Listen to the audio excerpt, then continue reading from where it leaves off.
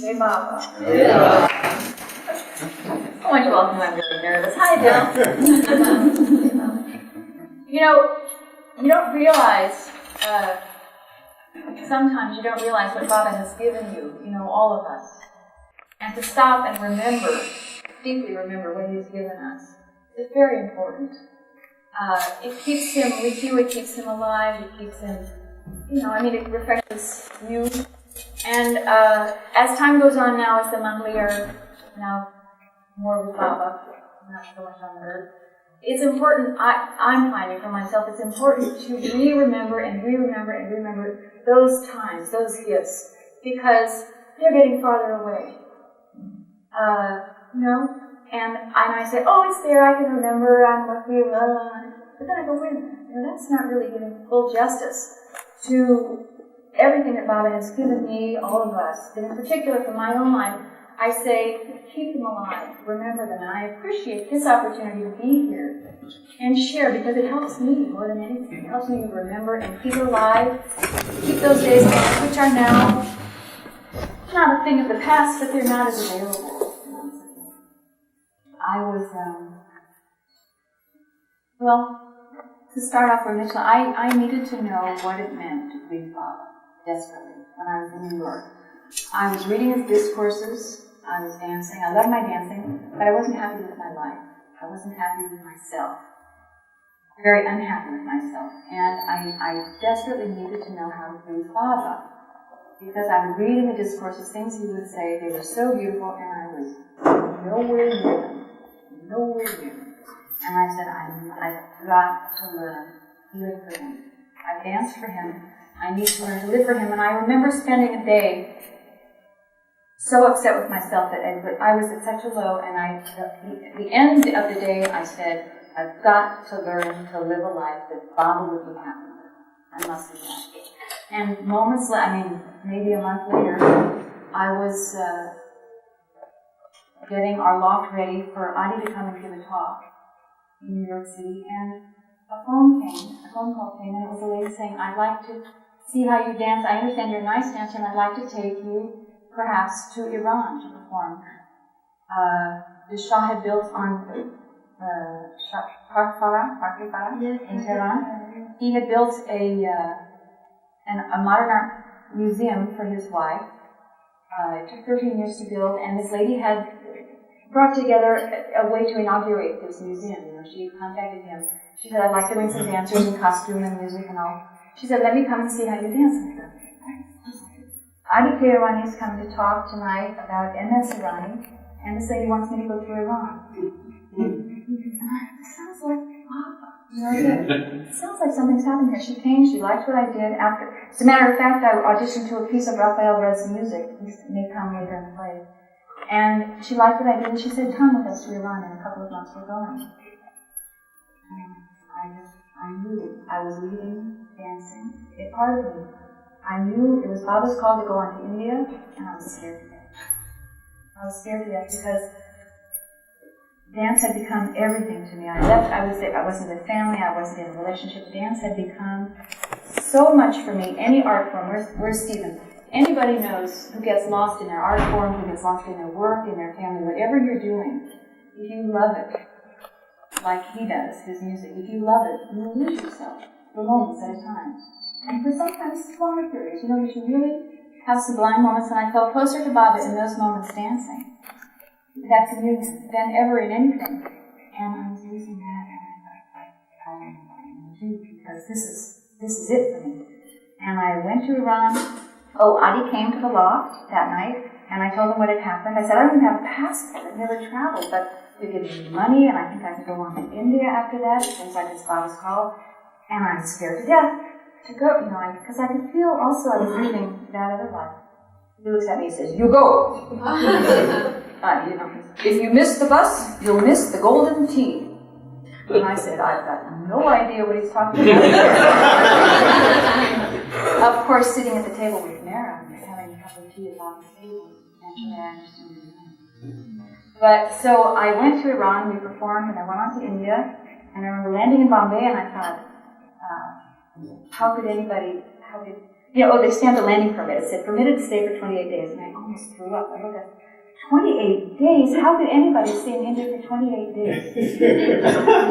I'll go to Samadhi, I'll bow down, I'll meet the Mandali, and I'll get back to New York. I don't want to get out of shape. I miss my dancing, blah, blah, blah, that whole thing. Get to bow down, go to Meherabad, and all of a sudden I said, I do not have to put my leotards and tights on and perspire to feel Baba's love. It's happening all the time here. And it took about 5 minutes for me to understand that what Baba had shown me through dance, and that love for dance, whatever, was his love. And I understood that, and this, you know, when you know what it is when you're missing doing something you love to do. I used to have these feelings of longing when I wasn't dancing. I would think, how can I dance 24 hours a day? And I would miss it, you know, and I would think, well, you've got to sleep and you have to eat and these other things. Well, when I got to Meherabad, I said, no, you don't limit it to dance. You don't limit it to this part and not that. It's a whole life to live for Baba. And all of a sudden I was there, and of course I'm in Mehera, and I thought, this is the answer to that prayer. I need to know how to do it, and I'm not going anywhere. I'm standing right here because right in front of me is the Queen of the Lord. I mean, I thought, I think I really needed this now. I wanted it, I needed it, I was strong here. So they had a hard time getting rid of me. I was going to stay maybe 10 days, and I stayed 4 months. And went back to the States, got my visa, and went back to it. And most of us here have good fortune of being there. And there in particular, we all know you just didn't want to be anywhere else in the land. I'm speaking, I'd say for women, 100% of the men, 98%. I know it was harder, because she wasn't as comfortable around the men. Frankly, she wasn't. She was more comfortable around the women. Baba had kept her separate. But she would encourage the offerings to Baba. She would encourage the songs. The men had a song about Baba, or a story about Baba, or anything from Baba. Anything she would encourage. And I know I was nuts. I thought I'd be nuts about dance. This, you know, magnificent being who did nothing but remember Baba. She did, and no matter what she was talking about, you know, she could be talking about what clothes you're wearing, or what, you know, what did you buy in the bazaar, or anything, but somehow, the funny thing is, she would always say, how did Baba sit up there and remember and keep the attention of 7,000 people or 70,000 people, you know, just by sitting there? And I'd say to myself, Mary, you're doing the same thing. Just by, you know, being in her presence, you just want to be there.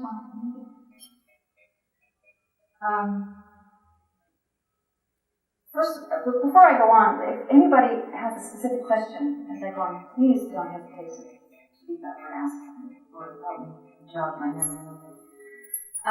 Kacy, what year did you go? I went in 77 to Iran, and then went to India in 77, stayed till 78, and at the end of 78 I went back and stayed.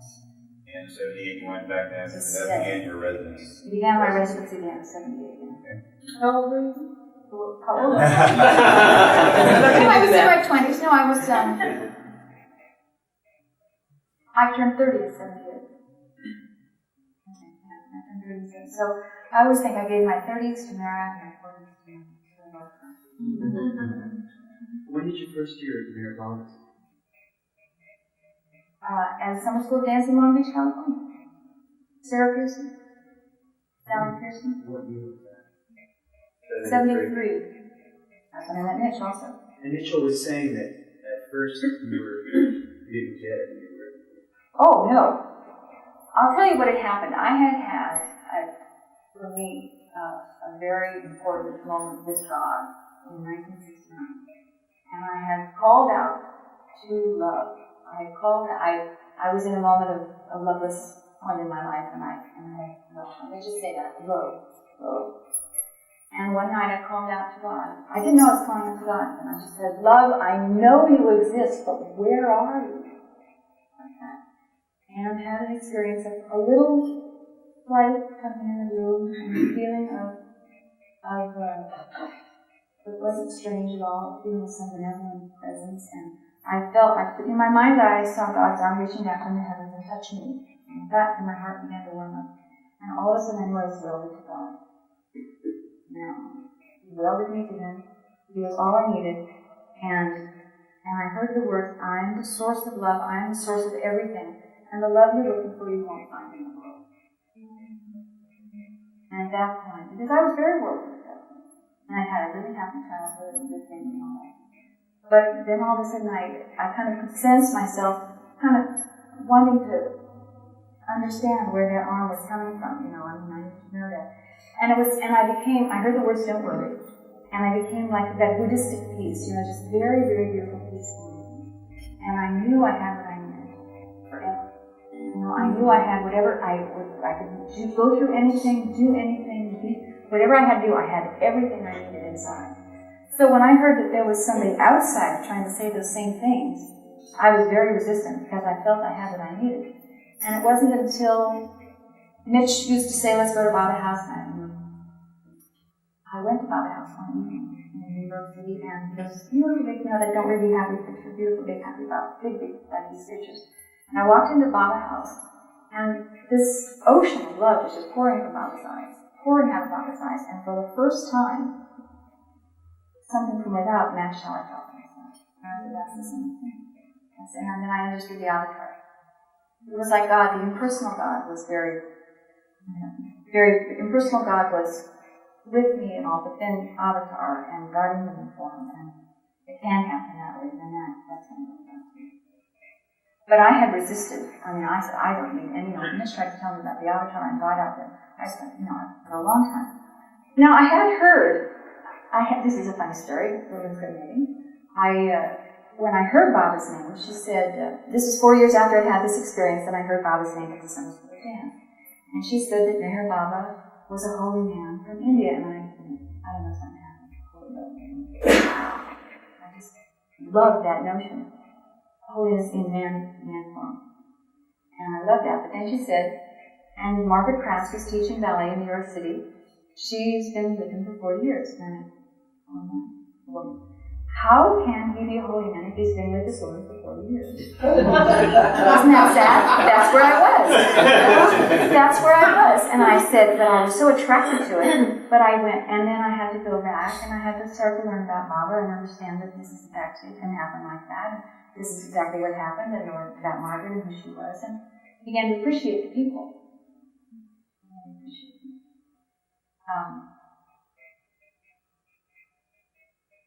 So that's why it took me some time. When I did, it was like, do you all know what a sandwich board is?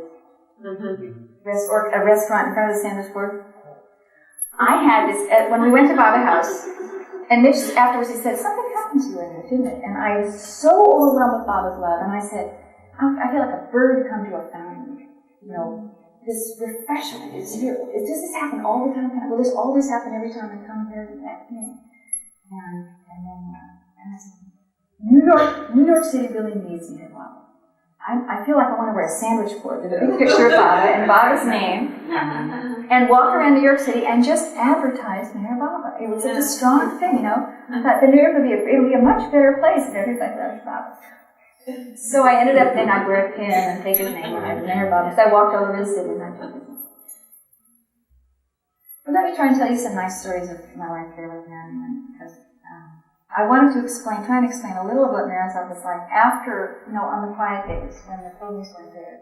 Because we all know, Mehera shone, she would come out onto the Father's porch and she would shine for all of us. And it wasn't easy for her all the time, and she wouldn't necessarily, sometimes it was a little struggle for her being with the crowds, because she was a very private person, very quiet person. But then all of a sudden, something would happen, and Baba would take over, and she would just do that magic every time. And then, but she was a very quiet person. She was quiet, but she was quiet on her own. She loved to be alone. That's why it was hard for her in the early days. Baba would always have her money and crochet, or one other would always be with Mehera. And she really did like to be alone. And she liked to be alone because she liked to think about Baba, in her way. And you would find her reading a little bit of a part of a book, maybe nothing intense, nothing big, but you always felt when she was alone or in the house or whatever, you always felt she was with him and finding another way to be with him, finding another way to be with him, finding something to do for him, and thinking about the offer, the flowers she was going to offer, and think about she wanted to give some babas prasad to somebody, or non-stop. And she would, I wasn't free to run in and out of the house by any stretch of the imagination. You had to, if I had to go into her room for, say, some work, I would go around, if she was in another part of the house. And you just didn't breathe through the house the way people are now. It was just quiet. It was this most magnificent stillness in there. Alive, it was an alive, vibrant stillness. She was focused, and all Meherabad felt it. That amazing focus, that stillness, that quiet. It was just that concentration on Baba. And then, on her own, she was just like that. She would stay up in the night, go would find her standing up in Baba's room late at night talking to Baba. She never felt, regardless of what she'd done all day long, she never felt she'd given enough to him throughout the day. So she would be standing for hours in Baba's room, and her feet got very, very cold. So I would say, please, it's time. How to go to bed, and then she would go to bed, and even when she went to bed, she had to say some prayers. Baba had given her instructions. She couldn't pray on the pillow. She had to just say some prayers. So go here very sweetly would get these nice warm heating blankets and prepare the bed, make it nice and warm. So after all these hours and hours of standing and thinking about Baba, talking about Baba, finally at 2 or maybe 3 in the morning, she rested. But I'm saying she couldn't do anything. I don't know. She just couldn't, and she never felt. Mehera once told me what she felt was that Mehera was trying to give back to Baba what he did. And she said, and now I say to myself, I have a few sincere moments in the day when I feel kind of with thinking that concentrate. But this was a night and day. And of course, then she'd be out in the garden working, because that's what I wanted her to do. Or she'd be with the programs, or she'd be giving us work. I was very lucky. She gave me all kinds of little house repair things. A frame. There was in the house. Most of the pictures in Baba's house were there in Baba's time. She didn't like the color of the frame, so she'd have me put and repaint it. And I'd be trying to match the color, and she'd come out. And I'd be working for hours trying to get the right color, and she'd go, no, not that. She'd go, dab, dab, dab, dab. And she'd go, that's the color I want now. Everything was, she had this way she wanted things to go for Baba's sake. She had her idea of beauty was out of this world. Even in the sitting room in Meherabad, she never even liked any piece of white to show, because she said it would break the kind of the mosaic, the beautiful tapestry effect of the Baba's gadi and the sofa, the carpet and the sofas were reddish, and the walls were a certain color, and everything had to be, her concept of beauty, when you look at it, it was magnificent. It was so whole. It was real close about Baba's room. Everything was so carefully done. She did it to create this, feeling of wholeness, of oneness, of beauty, of no distraction. She didn't like for her in her own room, there was just one picture of Baba she liked, but there was a man's head sort of behind Baba, like we see in so many pictures. But she carefully took a little piece of tissue and she tore it, and she just flapped it over the picture and just gently covered the man's face, just so she would see Baba. And however, that was her thing, but however she could get us to focus on, whatever she could do to help us think of him, it was her quest, and it was her wish for us. And anything we ever did for him, she knew it. She felt it, and she would support it 100%. Anything we ever did, and it was like, that's all she wanted for herself, that's all she wanted for us, that's all she saw in us, in me, when we were working and things like that. And you felt when she was with him, and you felt she was talking about it. Even when she was talking, you felt she was talking about it. Because that's all she wanted. It was a fact. And she brought out that side of the person, of you, of me, that was like, there's a little God inside somewhere, There's a lot of me, but there's something also in there that's very beautiful, it's very pure, it's Baba, it's Meherabad, and she is trying to get that out of me. She's trying to find that. And that love. She would just, whatever she did, she would just do it.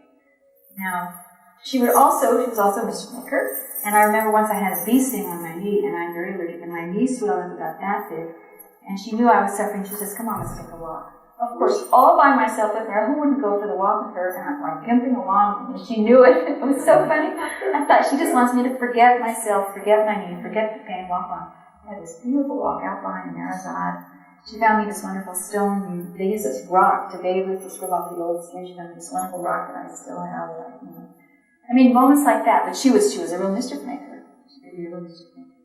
But then there were days when she would decide she wanted to teach you how to eat chana. Chana is raw garbanzo beans, So we picked this nice big hunk of raw chana, straight from the field, these beautiful little green, like pea pods. And she'd sit me down. She'd say, now this is how you eat it, And she'd show me just how to open up that little pod, have that little chana, the light in it. And it's like, I'm sitting here eating chana with Mehera, and it's like so warm, so ordinary, it's so wonderful. Just everything was just so natural, so simple. You get a little bit lost sometimes wondering. Of course, totally greedy. For any moment you can have it, there are always greedy for those moments. And all of us, all the girls were there, and we were always having a good time. But you had to be decent about it. You were inside, you were like, when's my turn, when's my turn, when's my turn. But it made me think, when I just said that how she would always say how appreciation was so important in my model. Appreciating the smallest thing. Because then I thought, you appreciate him, you appreciate what he does, and it's all his. That means everything that happens is his. That means the smallest thing that you notice, and if you attribute it to him, it glorifies God. The smallest thing. And she would do that, she would everything. No matter what was happening, she'd always get it to God. She'd always get it to him. Everything. And I remember doing a dance once, and I had spent 70 rupees. I was very poor. I was among the poorest people there. I had no money, really. And I hadn't saved to go there. I just went there to stay. And I didn't care I didn't have money. I thought, I want to be here and I'll make it through with this little bit of money I have. So I did this dance for Baba's birthday, and it was I wanted to make a 7-colored flag dress out of satin or something. It wasn't a very good dance. But I wanted to do it. And so I made this dress, and it was 70 rupees in those days. You were getting 7 rupees to the dollar, right? 70 rupees was a lot for me. And I did the dance, and afterwards she calls me up and she says, how much was the dress? And I said, Mary, it was 70 rupees. Sorry. She said, you did it for Baba, it's all right.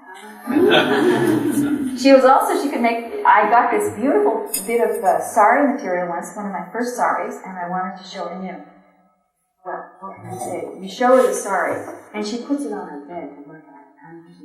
I'm gonna wear that, and it's like on her bed, and it's such an amazing feeling when you're just this young thing, and so she puts the sari on her bed, and then she looks at it, and she says, it was plain, sort of self-patterned turquoise material. She said, you want to have a border put on it. Mind you, I'd always spent 300 rupees on material. It was like my first really fancy set.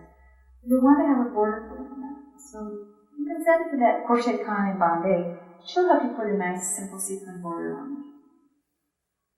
I had no idea. I have to do this. But I think maybe if she's a Baba lover, she won't charge me. Send it to Bombay, it comes back with a healthy bill, But I looked at it and I said, I got to do it. No matter what. She wants this for me, Baba wants this for me, somehow it'll happen, And she did that too with my scooter. I got a scooter. I rode a bicycle. Oh, I'll tell you, this is a nice thing. There's so many stories. I rode a bicycle to Meherazad for about a year, every day for a year, and finally she said, when are you going to get a scooter? She knew I was exhausted. And I said, I'll get a scooter. So I found an inexpensive scooter that was orange. And I brought it to show it to her, and I thought, she's going to be so happy I've got this scooter. I can come to Meherazad on a scooter. And she looks at it and she says, it's orange. And I said, it was the one I could get. She said, you have to have it painted. I said, what do you mean? She said, it's a Rajneesh color. And in those days, there were a lot of Rajneesh people flying around in maroons and oranges, and she hated the way her beautiful Pune was being, with all the things hanging in the trees, the orange and maroon robes hanging in the tree. I don't say she hated it, but she didn't like it. It wasn't in her to do that. But she didn't like that they were hanging, and she didn't like us. We're representing Baba. We can't wear orange, we can't ride on anything orange. So here another 500 rupees goes to have my scooter painted blue. You know, I did it. But it was like, I don't know, she was a realistic thinker. But Baba, she helped you understand it. You do it for Baba. Her reasoning was none other than to do it to Baba, to glorify Baba, to beautify Baba, something like that. You do it, and that's it. Anyhow, so she, I was very lucky to have all this time. So she would have me read, you know. Oh, it was so cute. She never liked a picture of Baba to look too jolly, so she'd open up a picture. You'll see a lot of the pictures in Meherabad have a little pencil line here and there, you know, making him look a little more slender. His feet were always so beautiful and slender. I mean, he was so beautiful, but when you see a photograph, it's not so flattering. She couldn't bear it. So she would have a little pencil shade, so he would look a little less jolly, or his foot would look more slender or something. She always did. You know, she was so...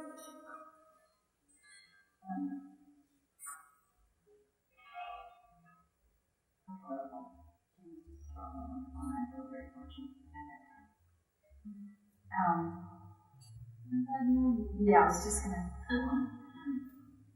This is a nice story. After Mehera passed away,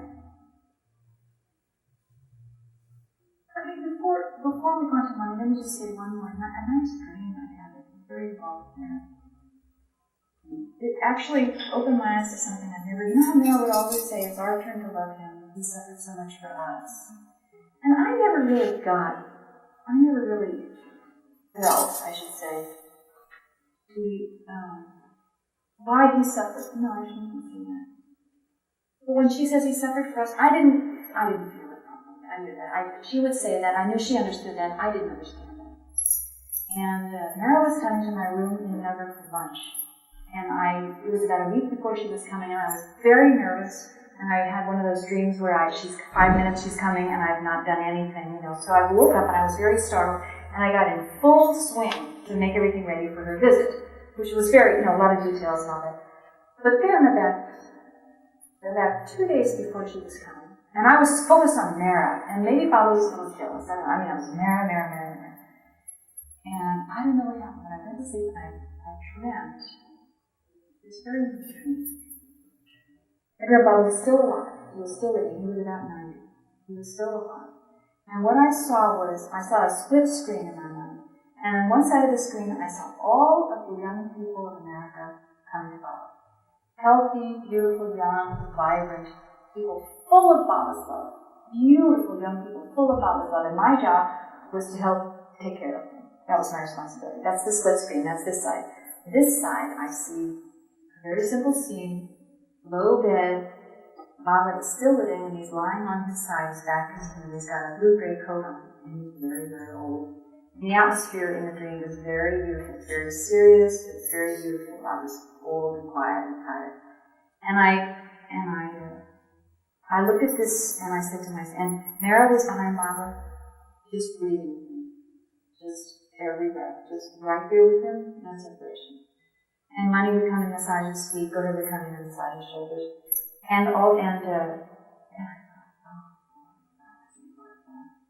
But he's been so well taken care of, I don't know, they don't need him, he doesn't need him. And I thought, I have these children to look after, and I'm happy to do that, but I didn't want to do like this out in the middle. But then all of a sudden, he calls me. And I went over to him, and Mehera and Goda disappeared, and I looked at him. And I see this weak form. And he's very, very tired and very, very weak and fragile. And he looks up at me and he says, I want you to sew me a coat. I was doing a lot of sewing for Mehera at the time. I said, I want you to sew me a coat, but it has to be very, very light. It's very light. And then just you see, I'm very weak and I can't stand anything. And I looked into his eyes, and I saw this whole suffering, his whole life, and all this suffering, everything he had taken on, that tremendous burden, and I just said, yes, Baba, and all of a sudden I understood that all of that suffering, this is what, all of that suffering was, it was happening, still, I mean not still, but it had happened, it was it, and the children, what they would reflect, it was a direct reason why these children were glowing and happy and vibrant and alive and healthy and full of God's love. And it was like they were reflecting it. They didn't realize, they couldn't see him there, but they were the reflection of him and his suffering and what he's done for everybody. And I thought that was... And so it made me look forward to the future also, to what he has done and the future of these new ones that have come along. Anyhow, now on. So what happened when Mehera passed away, it was very hard for me, and I went to Money one day and I said, shortly after she passed away, and I said, Money, I'm very scared. Because I'm afraid that what Mehera gave me, that I lost it. I can't, I just don't know how to hold on to it. I feel I've lost it. And I feel I don't know where it's gone. Like that. And she looked at me and it's like she cracked a whip over my head and she said, shh. It was like that. She said, you belittle Mehera by thinking that anything she gave you isn't there. Because Mehera is linked with eternity. And I thought that's a part and for anybody to do. Any gesture, any love, any message, anything she gave to any of us is like everlasting. It's everlasting. And I felt so bad. I thought, I don't want to be belittling Mehera. That's the last thing I want to do right now.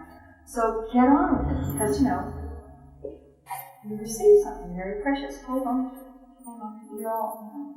So Money was, and she drew me in. After Mehera went to Baba, she realized that there was a person here that was finally hurting and didn't have much to do. And so gradually she pulled me over and started helping her out in that.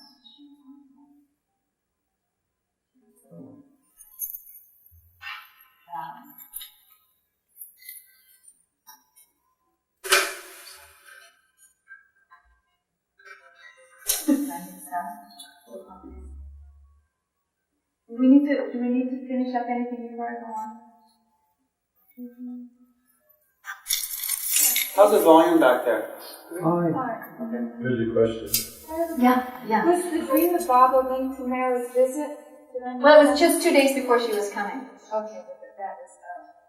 And I just thought, yeah, I know, it was a little bit... the visit itself. Yes. No, I think what he was trying to say is, I'm bigger than she is. Right. That's a funny way to say it, but that's the way it felt. Sort of like I was so focused on her and I was so excited about it. And then maybe I was even moving aside a little bit, because his life was his life. I mean, she was fantastic, is, always will be fantastic. Whatever. Well, I was doing everything for that reason, but I think that might have been what it was.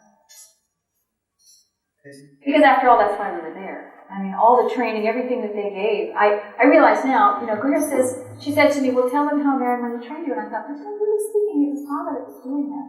I mean, they were so available to Baba. That was what I felt about Mehera. She was 100% available to Baba at all moments to help. One thing, I should say. She would call me and I'd come in and see her every day at about 2:30 after she'd had her lunch. And she would always, every day, she'd say, bring Adele to me. I need to see Adele. Bring Kendra. Bring Reggie to me. Bring Lynn. I need to see them. And I would go and I would find, and invariably this person that she wanted to see was sitting all by themselves, feeling probably a little alone, a little something lost. Day after day after day. She doesn't know what's going on. She's sitting there. But I realized it opened my eyes to understand how she was so available to Baba in every moment. That struck me. That struck me. And she also would, when she would be telling a story about Baba, and she knew it was the best thing for us. And a visitor would come up and she would be in the middle of a beautiful story. And egoless, she knew it was a great thing for us to be hearing this. And then she would drop the story, meet the new person, make them feel welcome, that whole thing, settle down, then resume the story. But she could drop, we're saying the finest acting, or the finest offering ever. And she could let it go in a flash. And that stunned me, how she would do that. It's hard, it's how you're on the phone, it's hard even to break away from the phone and talk to somebody. She was amazing at that. Yeah. Do you feel that because she was so focused on Baba that after he passed, after his body, that she was suffering constantly and separated? 3 months before she passed away, I happened by in my house, and she was sitting on Governor's bed. Governor's bed is right outside the door of Bob's room. Bob's room is right here. And she was sitting on the bed with both tears in her eyes. And I, you can't help going on and trying to comfort him. However you can do it, there's no way to comfort him. I said, no. You know what I said? She looked and she said, and the door of Bob's room was open. It was right there. And she said, I know he's a minister. I know. But I don't know if I can manage it. I don't know how she's managed all this. But she still, I said to myself, but she still feels like that after 20 years. I said, I don't know how she managed it. And I think, when Baba says, long for God, love God, long for God, and become it. And this is all that was done.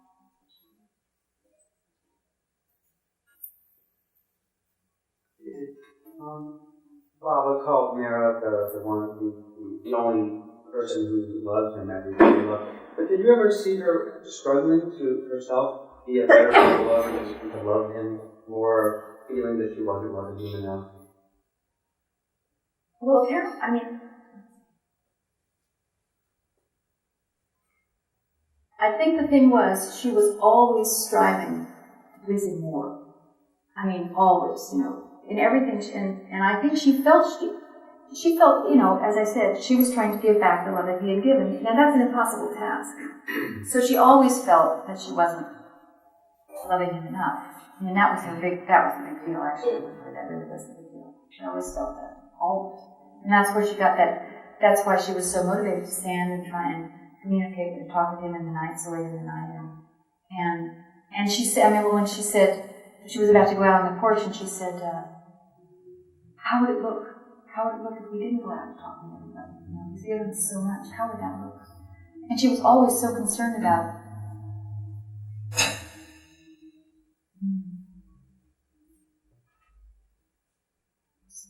not glorifying him, but like she would say, I can't wear very shiny jewelry because it doesn't look good because we're ashram girls, and Baba's life is a simple life.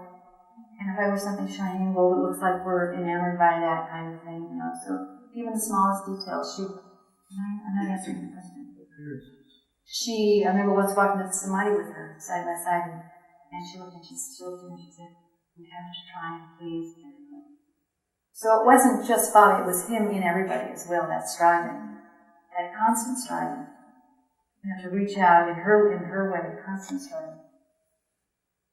This is a good story. We were at Adi's funeral in Lower Meherabad, and we had said the prayers and offered the flowers by Adi's body had been laid down.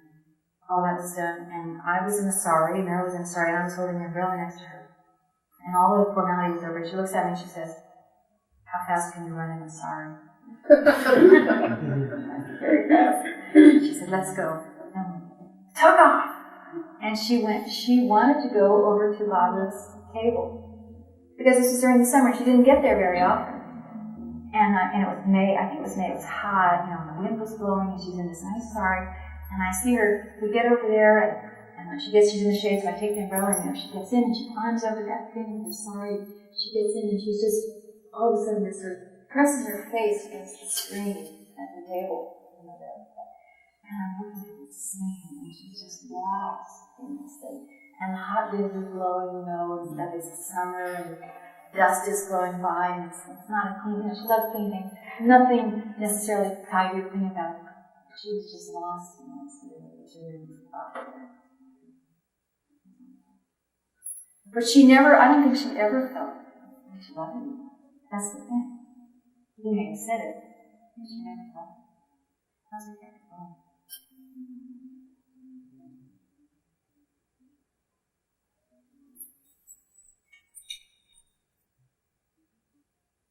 Let me ask you a question regarding the warning of men not to touch Mehera. Yeah. Was that ever sort of a conscious thing with other women around Mehera to protect her? Were you highly conscious? You sort of were told to be aware. Highly conscious. Because it was Baba's order. And the women, go here and Meru and Mani, of course, were very careful. I mean, they would walk through the Pune streets with her carefully. And they would navigate really, really carefully. Even her, Mani's niece was 8 months pregnant. She was a wonderful blockade. You know, she was, he was serving. But they would be, and then they gave it to us. I mean, now, you know, they passed it on. Like when Meryl would be on the porch, you know, with these situations, you know, you have to be on your toes. You had to be trying to be very careful. You didn't want to hurt people's feelings, but you had to be careful. I remember once she was standing and a man was coming right up to her and she just went, "Don't touch me," like that. And it's like she didn't have to move or say anything, but this Colgate shield came up. I mean, I'm telling you, it was this clear, just boom, that guy just stopped. I mean, she did it for Baba. What, you know, I mean, she was doing it for Baba. She had no reason to do it or not do it for herself, but this is what Baba wanted for her, and she did it. And we were I had to do a couple of tassels myself. From the back, I remember once this poor guy, Meryl was there, and he was walking by her, and he tripped and starts to fall into her. And I swear I felt Baba push me from the back of those sort of sloping chairs, and I was up, and I had my arm around that, and I grabbed it so fast. But it was because it's what Baba wanted. You know, you just what you wanted. Yeah. Did you ever meet a fellow named Sailor Harry? Is this a New York story? Where would I have met him? I heard that he had sort of a special dynamic. I've heard lots of stories. But I don't know whether he was passed away. There, yeah. But that was just all fine. I know now, for example, Dadi Karawala, who is a trustee who works in Meherabad, he's the afforestation person now. They Mehera left gardening. And Dadi would come to Meherazad, and she was very, very grateful for what he was doing with all the tree work in Meherabad. And she would stand and talk to him for long periods of time. But he was an old lover. She knew, he knew where he was, and she knew where she was. And so she felt comfortable around him. Standing and talking to him. It wasn't that, people that she was familiar with. But there was, she didn't go out of her way to become familiar with everybody. She was a shy person. But anybody, any song, how you may remember, somebody would sing a song. Oh, a man would sing a song. Have you composed that? Did you compose that? She would say, you've done that to Baba. And she would encourage him. She would see how happy she was about him. Yeah. You mentioned earlier that when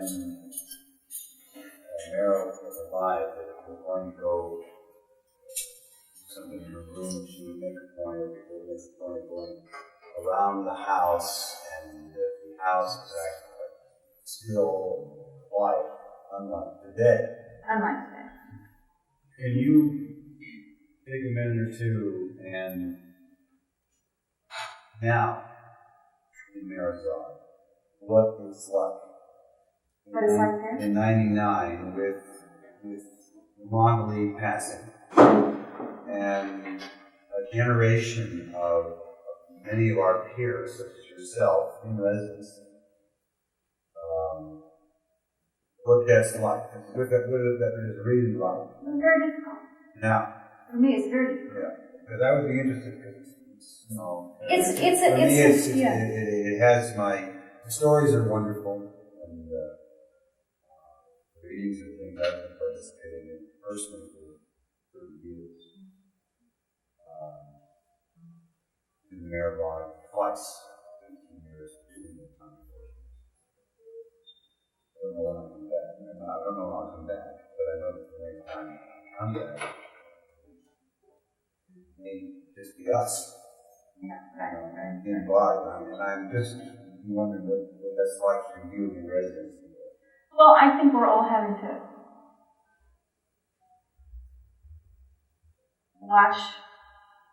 see the end of something very beautiful.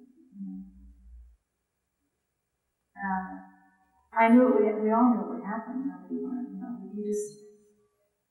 And that's one of the reasons, as I said in the beginning, I love to try and remember those times to keep them alive, because it was a special period of time. It was going to happen, and then we'll be back for several years. And it's very painful, because you find people doing things not in a way that Mary might have done them, and this is what's happening. And I go, but wait, I'm a person, I can't say that, but it should be like this. And I would love it to be like that, but it's not. And I think the simple fact is everybody will get exactly what they need when they come from Mama. It has nothing to do with any of these things. I mean, we're all working to keep it. I have to say, though, it's taken on a certain casual air that it didn't used to have. And I guess this is what people need. I guess this is just they need on their own to go into these rooms and find something on their own. They're wonderful stories. They're absolutely wonderful stories. My best friend from college just came, and she's not a Baba lover, and I thought, well, how can I'm not the one to touch her. Baba's the one that has to touch her. I'll just be happy, and we'll have a fun time and stuff. And after a day and a half, she says, we were having a great time, but I'm thinking, what's Baba doing? What's Baba doing? That sister man, I can't. And she looks and she says, you know what I like so far? The best saying of Baba's, and I said, what is it? She said, things that are real are given and received in silence. I said, you got it. We're just there. We're doing our thing.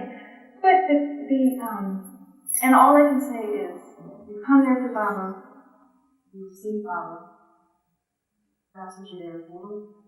If it comes to you through your time in Samadhi, or a Monday, or a walk down the road, or a trip up the hill, or your own, wherever, he's going to get you.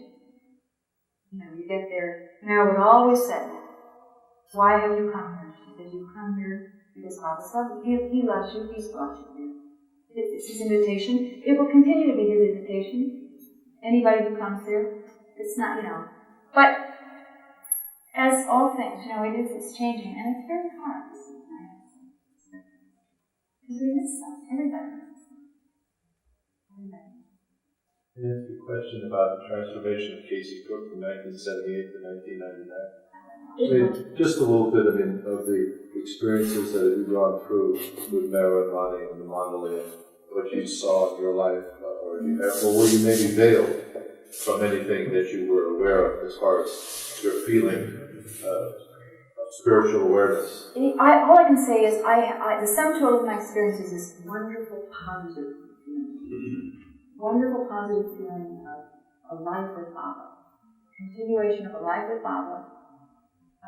And that energy that I find actually sort of newly come to me of continuing, going on, and whatever he has me do.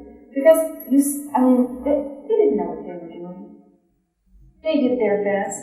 Money would say, people would be touched by money, and she would say, oh, that was Baba, thank you, that was Baba. She goes, she would have me, somebody would want a Baba button. She'd say, go get a button. I'd race to the cupboard, open the cupboard, grab a button, go back, gently hand it to her. She, but not knowing what picture of them I picked up, and she would say, you give it to the person, and then they'd start to cry and say, how did you know this is the one picture of Baba? I'm saying this happened all the time. He's in charge. He's in charge, and she knew that, and somebody would say, how well you told that story, Moni. And she would say, thank you, Baba wanted it, Baba did it, she would always acknowledge that. Once in a while, she'd say, it was very cute, when she'd get in the hall and be telling those stories, after a while, she'd say, I told that pretty well, didn't I? But she knew, she was detached enough, but for me, I just, I have these tremendous memories, and I have this, an example. I have a living example of a person, how, it is possible to live and think of him all the time. Whatever you're doing. Not that you're consciously thinking about this, am I doing this? But it's an energy, it's a feeling, it's a motivation, it's a positive aspect of life. It's just very positive.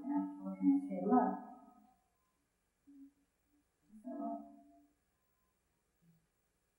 Yeah.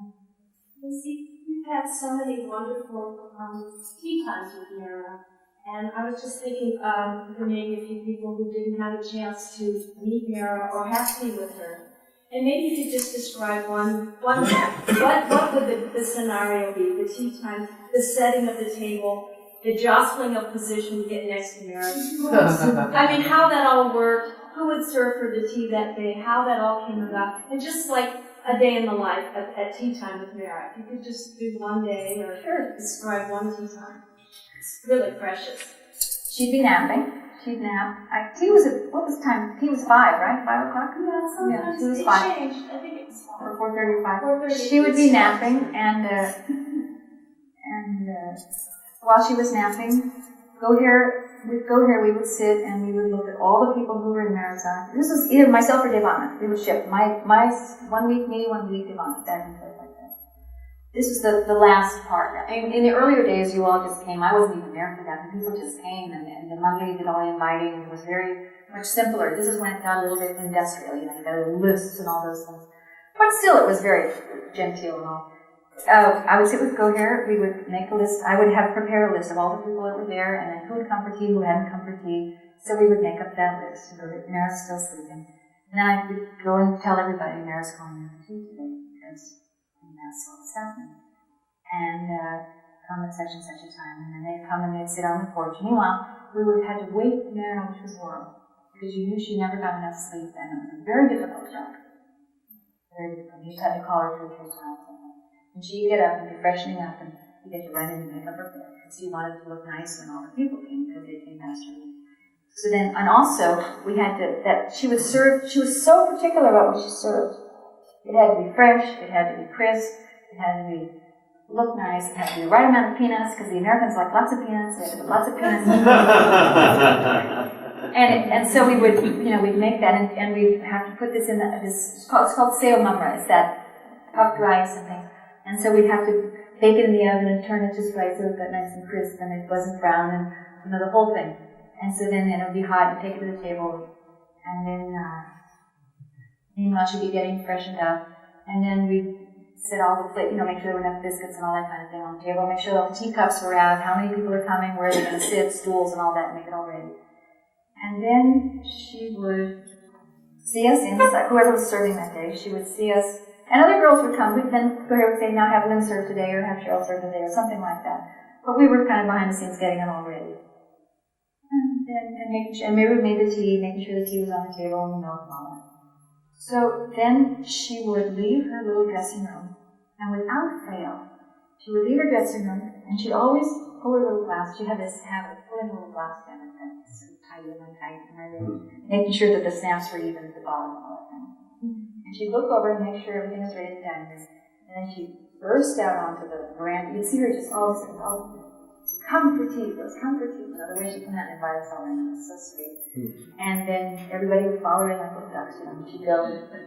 And I'll tell you, the most moving thing I ever saw her do regarding tea was she brought everybody in, and everybody was following, and she sat down in her chair, and as she sat down in her chair, in one motion she kept going, and she put her head over on Baba's chair.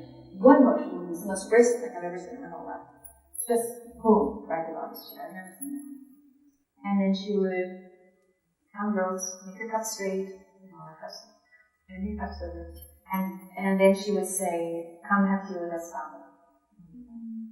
And then we would serve, and then she would always make some side comment that the facade wasn't properly done. We'd always get that thing over there. Why haven't you?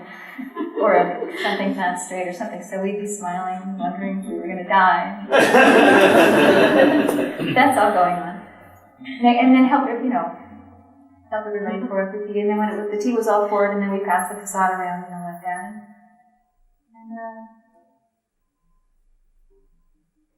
Baba was there. That one girl, and people saw him sitting there. One girl was weeping the whole time, and she was watching Baba, watching Mehera, adoring her, the whole time. We were all talking. Mehera was talking, and Baba was watching that the whole time. And then that conversation, that wonderful conversation. She's telling the story.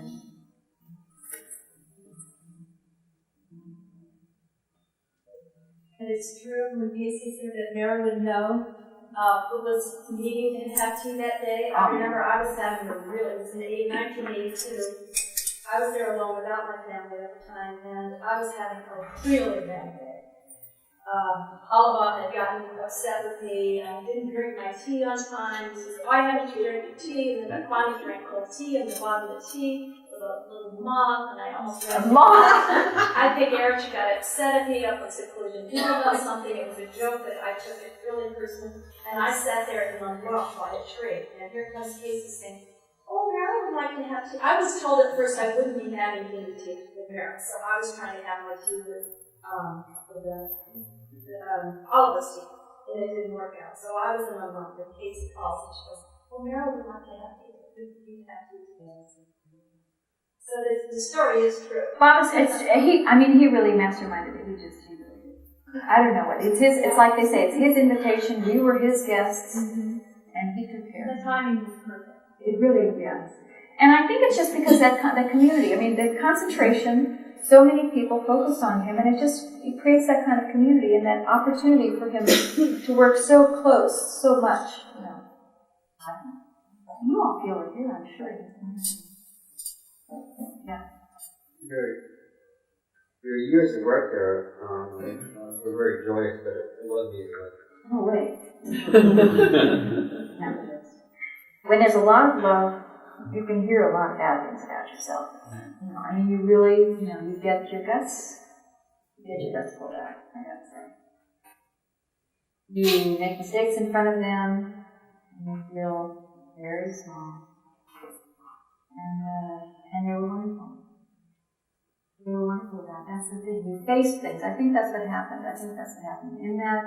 In the face of all of that love, you can look and you say, oh, I am that. That's so wrong. And I'd have one energy crisis after another. You make a mistake, you say something wrong, and you do something wrong, and you suffer, and then you go, but guess what? I got to move on. Tomorrow's not going to be so bad. And you just do that. But I called it finishing school, actually. So I never finished in school. I had to finish off. Because there were a lot of jealousies. There was a lot of jealousy was different. Because of the time with Mehera. Absolutely. That got worn down. And Mehera was wonderful with all of the girls that were working there. She was very good at trying to get us to feel as a group, a certain, just a family together. She said an amazing thing once. I feel Mehera befriended emptiness better than anybody else. She was empty. When Baba dropped his body, she was very empty. And she befriended it. And he came to fill that, obviously, very deeply. Because once we were sitting on Goher's bed talking, it was nice. I mean, once in a while we would just sit and talk. It was amazing. And we were sitting and talking, and she looked over at Baba's Gadi at the sofa in the hall there, and once in a while it has lots of pictures on it, and once in a while it's empty. And I think that things have been taken off it for it to be cleaned or something. And she looked at it and she said, I like Baba's Gadi best of all when it's empty. And I thought, of course she does, because that's the way it was in his time. He would walk in and he would sit there. Now there's stuff all over it, even if he were to walk in. He wouldn't be so, he'd have to move things around. He wouldn't be that comfortable. He'd have to shift things around. And then he would sit down. But if it's empty, it's ready for him. I thought, that's what it is. The heart, empty of desire, empty of yourself, is to make plenty of room for him. And I thought, she understands the value now after all that terrible suffering of missing him and losing him, his physical form knowledge. She had become that perfectly empty vessel to fill up again with his love. And she relished, I think after a while, certainly not the first 2-3 years, but I think she began to relish what's coming from this thing. And she said, she was very cute, she said,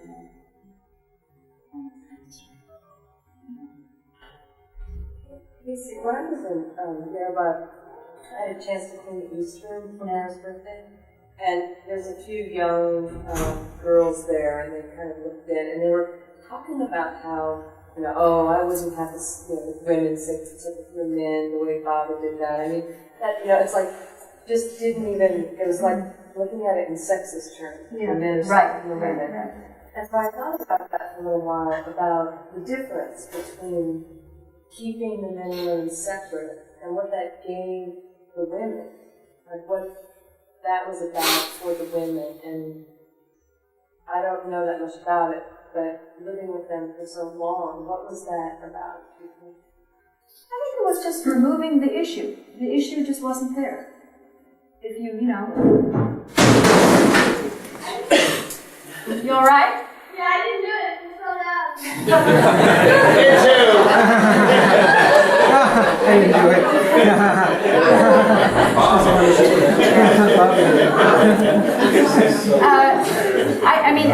Primarily it was for Baba's work. We look at the world today and we say, well, it might be a better place if the men and the women were separate. You know, I mean, you look at the world and you go, what's going on? His work, obviously, was for the next how many hundred years, and he's saying, this is a tough issue right now on the world, and I'm going to do some intense work, and it'll get better. And Mehera was the key target. I mean, she was his closest, she was the one that facilitated these things most easily. She was so available. So she was the one who embodied that, and embodied what it is to live totally without even hearing a man's voice. And it didn't matter to her in the slightest. She was so preoccupied with Baba. What do you become? As you discipline yourself, whatever you're removing, the externals you're moving on, whether it's the man, whether it's drinking, whether it's overeating, whether it's watching TV, whatever it is, you discipline yourself a little bit, you get more focused, and that's just what she was. She was divinely focused. And I say to myself, I'm sorry, if you're not going to buy this, you're missing the boat, because this was the Avatar's work for the next so many hundred years. And if you don't appreciate what he did, what are you doing here? I feel that inside. If you're not going to take a good look at what he did, why are you here? I'm sorry. But that's the deal. I mean, he did that for us. And it reflected in the Mandali, and we learned from that. So I feel sorry for people that don't embrace, can't stop enough. It's like, money says, you come here for what Baba gives you now. Don't bring other stuff, You're here for this, you come for this. If you don't want to be here, you don't have to be here. But if you're coming for this, be here now. Take advantage of the time. And that's,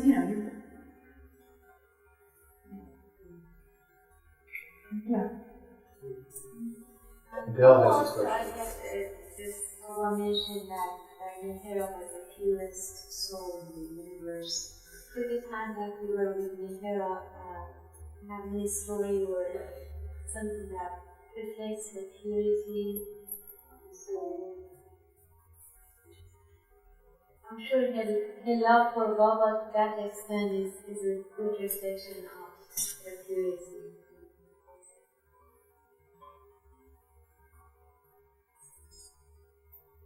I can't really, all I can say is I really, don't know how much I know about that actually. What comes to mind is her eyes. Clarity of her eyes, beauty of her eyes. But I'm not any judge, I don't really know that.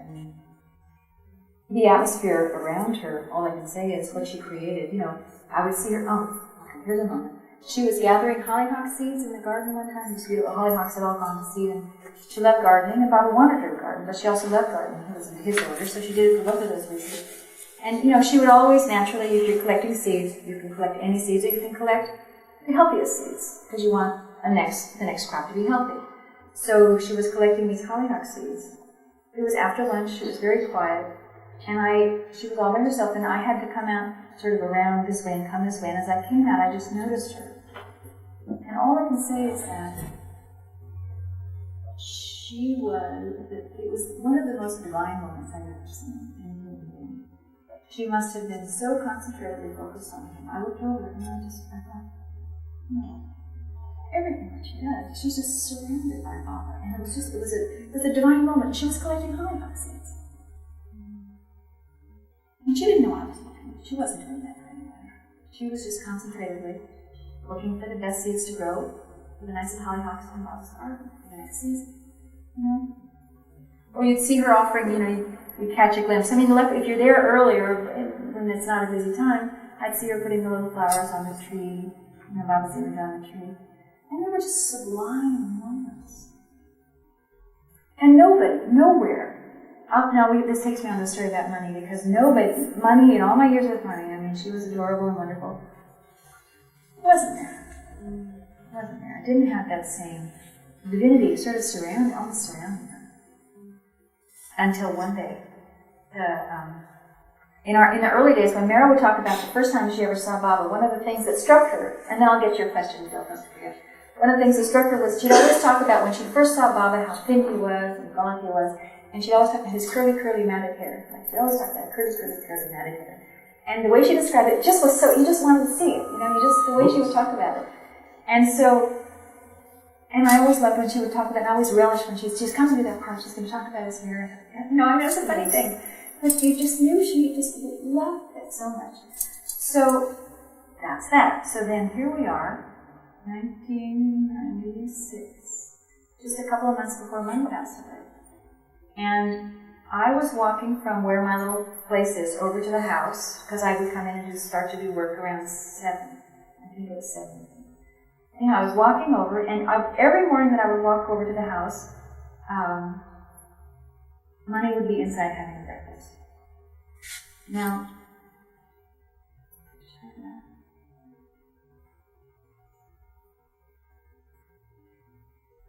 can I go back? Rewind a little bit. Money, when she wasn't well at the end, was losing energy, and she would only have energy for a certain few things, and she would always say, Baba must want me to do this because I have energy for it. Baba must want me to do this because I have energy for it, but things I don't have energy for, he doesn't want me to do it because that's just where she was. So I have the lovely privilege of collecting the flowers in the evening from Baba's room, and then she would offer them. And then if there were some leftovers and she was tired, I would finish up. But she would offer the ones on the frame on Baba's bed. She would offer the ones on Baba's feet. She would go around, and as much as she could, she would offer the flowers in Baba's room for the evening archie, fresh flowers for the evening archie. So I would collect them, put them in the room. And one night, I collected the flowers, and they were all ready for her. And she came up to the door, and she leaned herself against the door, and she said, I will be offering the flowers tonight. If I come in, she said, I'll be forcing myself. I'm going to go right in. And I was devastated. I thought, oh God, she can't do that now. She doesn't have energy for that. Because this is something she used to love to do so much. I was very sad. Now, she was in the middle of writing her book. She was just about finishing writing her dream book. And she'd written 23 dreams. And we're all saying, why 23? Why 23? Where's the 24th? You know, we're sort of saying like that. Where's the 24th dream? Okay. So, I offered the flowers in Mama's room. I think Anne Marie was there also. We did them together. Then I took a plateful of flowers into Money's room, Mary Money's room, because she would always offer flowers on Meherabad as well after Mary went to Mama. So she offered the flowers on Meherabad. I said, Money, would you like to at least offer these flowers? And here she said, very much. So she offered the flowers on Meherabad. And I just looked at my God, this is not good. She's just got this little bit of energy. I was so afraid. So then we finished the arti, and I said goodnight, and I went to my quarters. And the next morning is when I'm walking over. And I see her sitting on the porch. And I'm thinking to myself, this is very odd. And as I'm walking over, I have the experience of this ocean of love just rolling off of Mehera's porch. As if Mehera were there telling the stories in her face. The feeling was that Mehera was on the porch and she was telling me stories. And I was overwhelmed by this feeling. And stuff doesn't happen to me, but I was overwhelmed. The love was just rolling off the porch. And I walk over. And I see Money sitting there, and it's very odd. She's never sitting there. And I walked up, and all of a sudden, I looked at her hair. And her hair was, and I didn't have it curly. And I said, have you done something to your hair? She said, well, I put a little water on it, and I just pressed it down. And I said, Money, I can't help but tell you that it feels like Mehera is sitting here, and your hair looks exactly the way Baba's must have when she used to describe it. And I said, and it feels like Mehera's sitting right here. And she looked and she says, oh, I wasn't going to tell anybody. And I said, what do you mean? And she said, I had the 24th dream last night. And she had dreamt, she'll read in her book, the last dream. Well, Baba came into her room in that dream. And I thought, isn't that beautiful? She couldn't go into his room the night before. So in her dream, he comes into her room.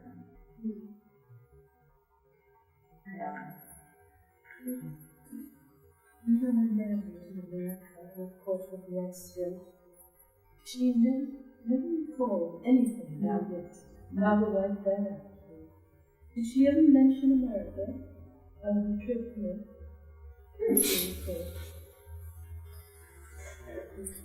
52. She said anything about America? On the trip or anything?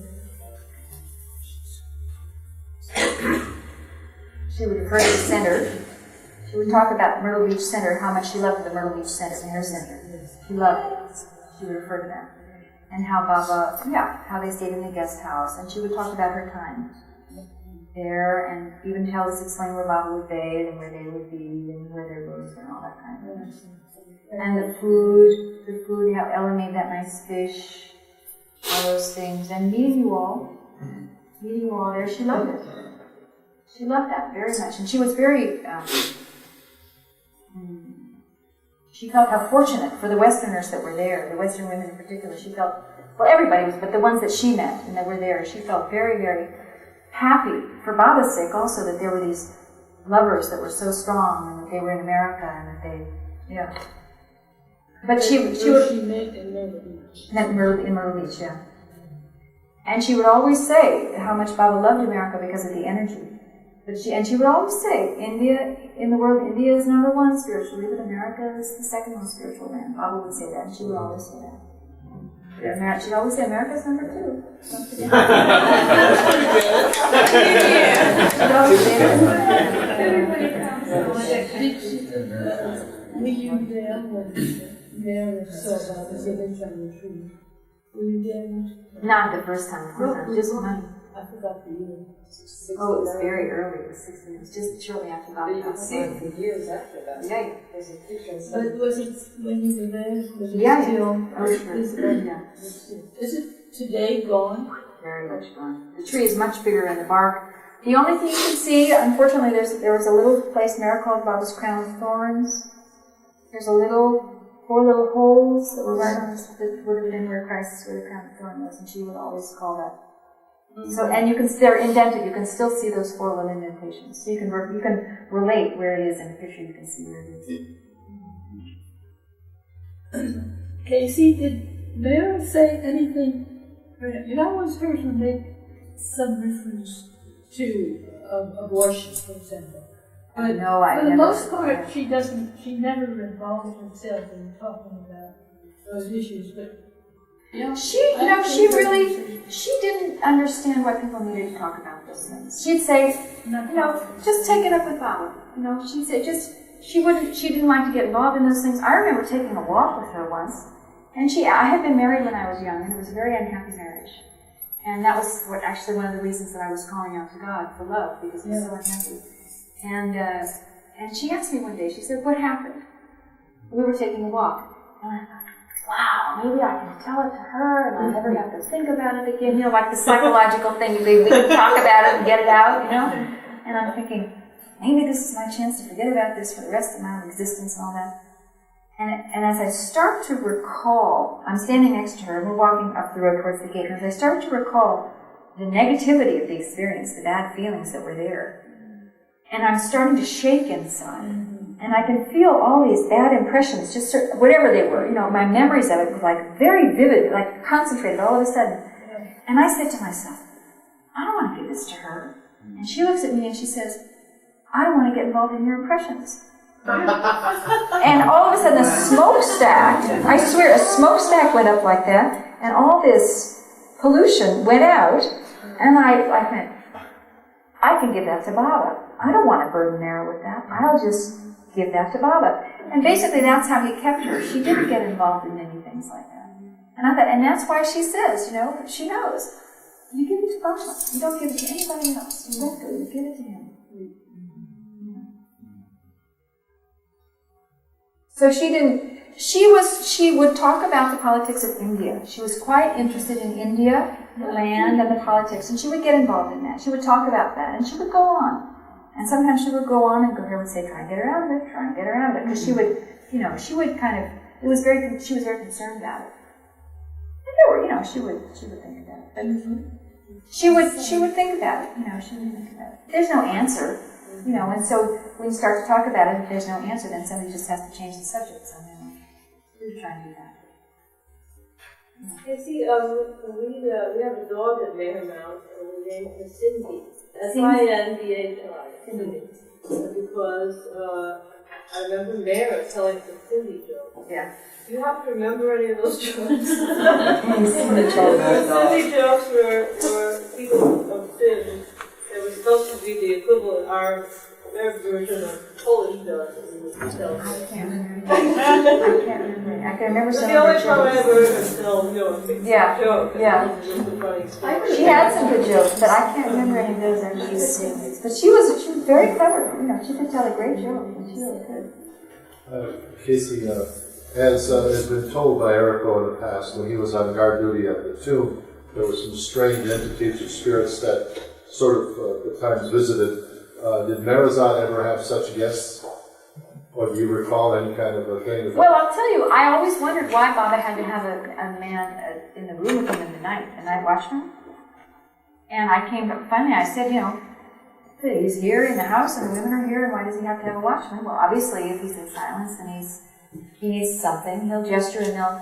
But also the presence of a man sitting in Baba's room distracted the disembodied souls, because Baba was hounded by these souls that didn't have bodies yet, and they knew that he could give them a form.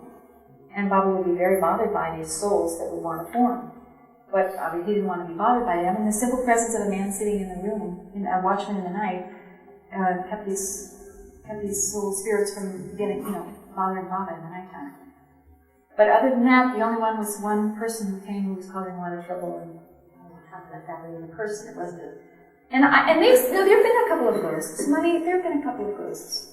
Little things. But Mehera, I'll tell you a few things. She'd always say, if you feel a ghost is near, she'd say, just hold your thumbs and say Sapi. Sapi? Sapa. Saki? Sapi. Sapi. Not something. Hold your thumbs and say Sapi. And Sapi is the reverse. Pisa is fiddle. Pisa. And I think it is, you don't want, if you see a ghost, you might wet your pants or something. and I think it had to do with that. And so you say Sapi, so you don't, and you hold your thumbs like that. But I have to tell you, I was sleeping once, and I felt the spirit of a kind of a not nice dog running around my bed. I'm serious. And I'm in my bed, and I just go, Sapi, Sapi, like that. And all of a sudden, my heart, there was this explosion of warmth in my heart. And it dispelled all of that instantly. So I'm saying it must work sometimes. Yeah. You see, one of Mani's jobs was to watch out for Mehera, and one of Eric's jobs was to watch out for Mani. As both of those people left, could you characterize the energetic shift, or the atmosphere shift at Meherabad? Well, we miss Money terribly now. I mean, Money really carried the ball after Mehera went to Baba. Money really carried the ball, and she made us not miss Mehera. She picked up the ball so quickly. As I said, she told me from the beginning, just get back on track. And even Mary said that. Even Mary said it was easy. It was almost easier when Mehera went to Baba and something. Because they were so buoyed up to keep Mehera happy. They didn't. But she said, but when Money went, there was sort of nobody around to keep us buoyed up. They were obviously, those two were so unique, and of course Eric. They're unique souls, what can I say? They're the avatar's closest ones. They've got to be the most precious souls in the universe. And without them there, you just don't have that same atmosphere. You have Baba there, internally, for everybody, and external, whatever, but just in terms of the externals and the joy and that love that was shared and all like that, it's just different. It's just not the same. People will find it. It's not to say that it's not there. It may be a little harder to find. There'll be a little more distractions and things, but the lessons will all be learned, and he's there. But it's more casual. It's more, and Money too. I mean, the way she would prepare for the times in the hall, unbelievable. This was a performance for her, and she was so concerned. How she was, she wanted to dress to suit everybody, not too fancy, not too plain, but she would say to herself, oh, Kendra's here. She'd see on the list. She'd look at the list. She'd see who's coming. She'd remember everybody. She'd think about everybody. She'd want to greet everybody. And she'd say, Kendra's coming. She gave me that pretty pin. So she'd say, she would take the pin that Kendra had given her, whatever it was, and she would design her entire wardrobe around the pin. Packed. Every day.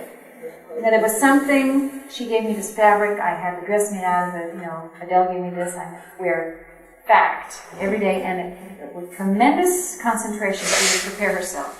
And it was also her concentration was preparation for telling the stories and reliving and remembering everything. And then she would sit and she She had a nice big stack of index cards, and she would look through those, and she would find couplets she wanted to quote or stories she wanted to tell, and then she would write down a few little notes like that, and have them, and then walk into the hall fully prepared, fully prepared. And that kind of concentration, that kind of energy, that kind of,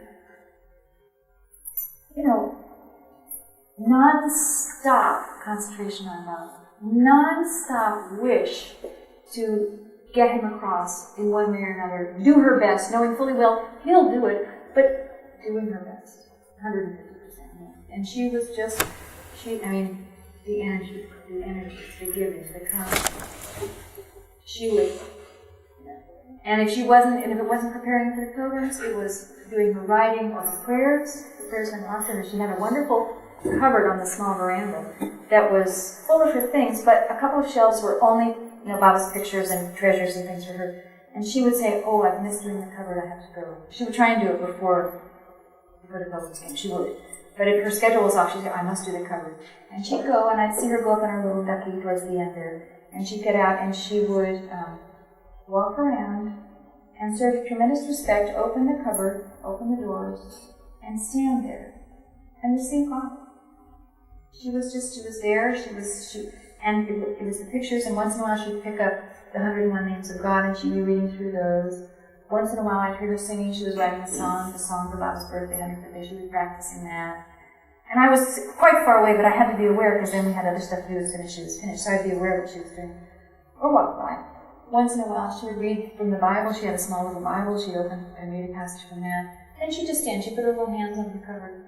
She'd just stand there. Just stand there. Just stand there. No problem. But there's a funny story that goes along with this too. She had this crow that she liked to feed. Now Meru and Mani's job, Meru and Gurja's job was to get the crows out of Meherazad, and Mani fed them. So, even though the crows stuck around. And this one crow she trained, actually there were two crows, she trained them to come very quietly in the morning when she was at the cupboard. And when she was finished with her prayer, she'd turn around and she'd give them each a piece of toast. And they were there waiting, and they would take the toast and they would go away, and they wouldn't squawk or anything. So she had them trained. Well, she didn't want Meru to know that she was taking the toast for the crows, because Meru was shooing the crows away. So once in a while I would have to go get this little piece of toast, and I'd either leave it in the cupboard or put it in her pocket or something like that. Alright, now a little addition to the story is that there was a servant in Meherazad named Gangi, and Gangi was very arthritic, and she would walk very slowly, and she was always in everybody's way at the same time. Always, whenever you're in a hurry, Gangi's there, and you don't want to hurt her feelings, but it always happened, And it was so much so, she didn't really know what she was saying, but she said, "I think Gangi has a direct link with Isaac Newton." some mechanical property. She didn't know how to phrase it, but there was some mechanical property that always put her there in the wrong place at the right, So she'd always talk about Isaac Newton. Now, didn't it have to do with gravity? Wasn't he gravity? Yeah. So we all would sort of laugh at that and talk about Isaac Newton and Gangi. So one day, Mani's been at the cupboard, and I see she's coming up the stairs, and she's going to go in the Baba's room and offer the flowers, and I also help her in the morning with that. I see her coming up the stairs, and she's wearing this blue, very nubby sweater. And I see, stuck to her sweater, a piece of toast. Whole piece of toast. A piece of toast. Somehow she must have leaned against the cupboard and the toast was there. And she's walking up with this evidence on her sweater. I said, "No, my God, Mira's going to see this piece of toast." So I go up to her and I said, "Honey, I think we need to think a little bit more about Isaac Newton." And she walks into Baba's room. She walks in with this piece of toast and she's all smiling. I go, Isaac Newton, like this. And she looks down and she just laughed. She was a charmer, we all know. And she kept, I'll tell you, she kept the spirits up there. She kept the spirits up there, especially after Meherabad. Because she really blossomed after Mehera went to Baba. Money really shone. I mean, she did an amazing job staying in the background. When you think of all that energy that she had, and what she gave out, and she kept it all bottled up for Mehera to shine. And she stayed in the background. And after Mehera went to Baba, it's like, boom, it's Moni's turn. And she knew it. And she wore a little bit more sparkly earrings, and a little bit more jewelry, and took more care, and presented. It's her turn. Not her turn so much as it's her job now. It's her job. And she was that energy, that unbelievable energy in that service. It's insane. So perfectly, I mean, you couldn't, there are no people like that.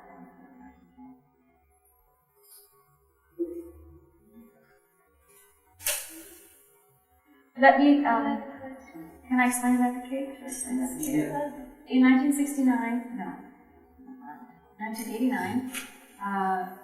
when I was leaving for America, it was just shortly before Mehera passed away, and I was leaving for the States. I hadn't seen my family for 3 years, and I was anxious about going. I didn't want to go, but actually Mehera and Goger said, "Go now because we leave during the season, so go now." So I said, "I'll go." I see Mehera the day before she was leaving for. She was going to go for Pune vacation, and I was going to go to America, and then hopefully I thought I would see her when I came back, which didn't happen. But I see her, and I went bounding up the stairs, and I said, "Mehera," I said, "I'm looking forward to seeing my family in America, but I know I'll miss you." I said, "I know I'll miss you." And she looked up, and it was like, I felt her say, "Kacy, you've just said the right thing." The first time, she had this beautiful look in her eyes, and she just said, "When you're in America, just get into the atmosphere there, everything will be fine." She said, "Just bring Baba to you in London." And that was her last message to me, and she gave me some prasad to take to America. So I've saved some of that, so we melted some of the prasad today and baked it into a cake. Some of that prasad is over here. And also there's some roses, whoever would like. When Goher offers the flowers in Baba's room now, and I collect them and I dry them. There are a couple of boxes of roses that have been offered in Baba's room on the bed that you all are free to take. I hope they're not there, but they do. Take Baba.